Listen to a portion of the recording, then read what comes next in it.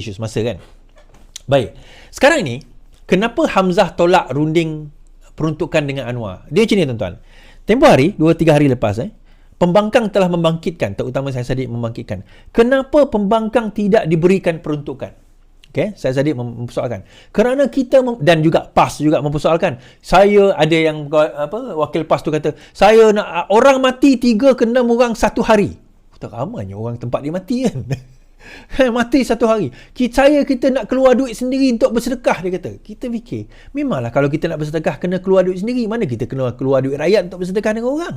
Tak ada lagi kita keluar duit rakyat untuk bersedekah dengan orang. Nak sedekah ni duit sendiri. Baik, tak apalah. Dia kata tak ada. Kerajaan telah menyekat pembangunan yang dilakukan di tempat-tempat di kawasan-kawasan pembangkang. Now, Datuk Seri Anwar Ibrahim kata, untuk pembangkang mendapatkan peruntukan, mana-mana peruntukan pembangunan yang hendak didapatkan, pembangkang hendaklah memohon secara rasmi dengan kerajaan. Saya cerita bagi siapa yang tak tahu bagaimana kaedah. Okey. Saya merujuk kepada kaedah 2018 sewaktu Pakatan Harapan memerintah tahun 2018. Pada waktu itu saya kenal lah beberapa YB, so saya tanya dia orang bagaimana bentuk pemberian dana yang you all terima. Pada waktu itu Pakatan Harapan telah memberikan setiap ahli parlimen kerajaan lebih kurang 3.2 juta ringgit. Daripada 3.2 juta ringgit itu yang dibelanjakan untuk office, bayar gaji budak-budak dia, I think lebih kurang beberapa ratus ribu macam itulah. Ada a few hundred thousand untuk tujuan office. Okay, setahun ini bukan cerita sebulan. Kira setahun. Jadi dia bolehlah ambil budak bergaji dalam 2,000 lebih, 2 orang mungkin, bayar office sebagainya.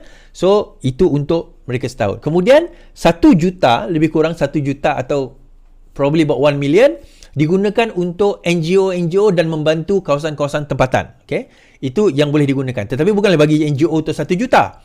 Dia akan bagi, ada limit. Maksimum satu NGO 20,000 satu tahun. Satu NGO. Tapi dia tak bagilah 20,000, dia bagi-bagilah. Kemudian balance dia lebih kurang dalam 1 juta lebih adalah untuk pembangunan.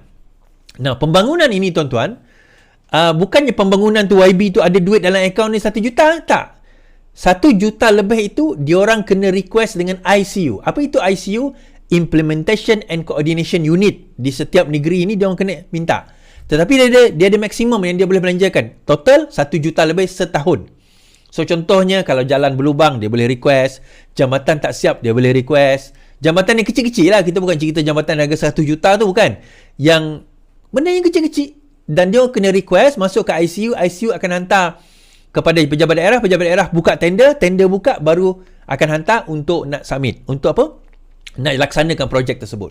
Now, apa yang berlaku adalah sekarang ini kita tak melalui proses itu untuk pembangkang, untuk kerajaan ada. Tetapi kerajaan sekarang tak dapat 3 juta. Saya sebut 3 juta ni zaman Pakatan Harapan tahun 2018. Sekarang ini 1 juta lebih saja. So, daripada 1 juta lebih itu hanya 1 juta untuk pembangunan. Yang balance tu untuk kerja office dan sebagainya.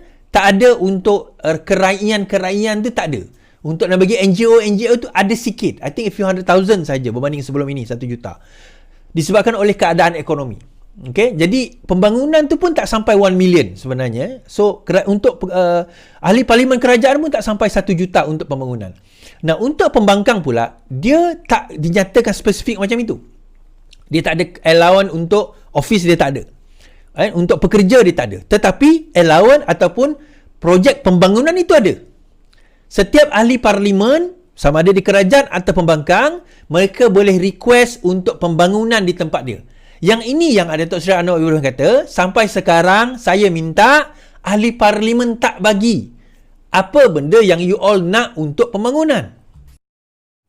Kita baca. Kenapa Hamzah tolak rundingan peruntukan dengan Anwar? Tanya Puan.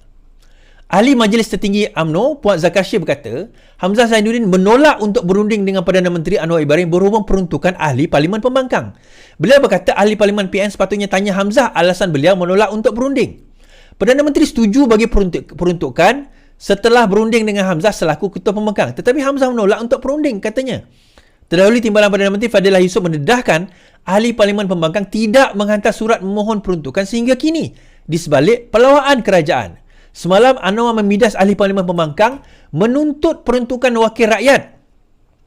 Tetapi enggan berbincang dengan kerajaan bagi merealisasikan perkara itu.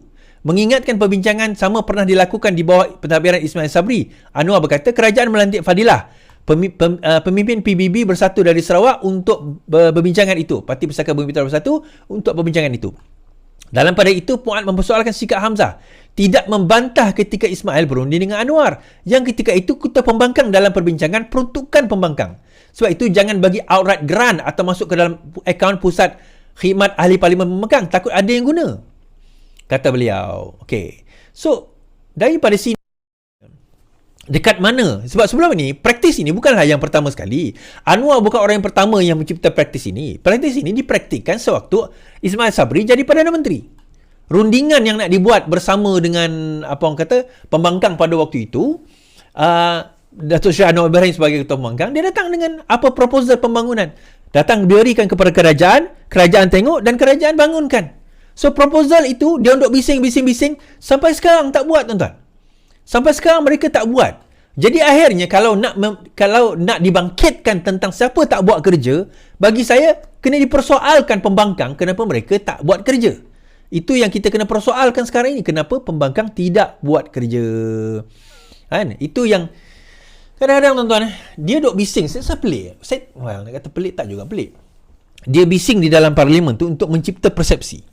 Pumpang, kerajaan tak adil, kerajaan zalim, tak membantu kita dan sebagainya. Tup-tup Fadilah kata, tak membantu? Yalah, tak bagi peruntukan pembangunan. Kan kita dah cakap hari tu. Siapa nak peruntukan pembangunan, come up with proposal, hantar pada saya. Fadilah yang dipertanggungjawabkan untuk bahagian untuk pembangunan tersebut. Hantar pada saya. Masalahnya, Fadilah kata, sampai sekarang, pembangkang seorang pun tak hantar lagi proposal untuk pembangunan. Lepas tu nak salahkan kerajaan. Fair tak fair? Dia duk bising, tapi proposal pembangunan tak dihantar. Itu yang kadang-kadang kita pelik, tuan-tuan. Kenapa dia so confident dalam buat benda tu? So confident. So confident. Tapi itulah. Kita nak kata macam mana? Dah level dia orang macam tu, confident dia memang lebih. I cannot say anything.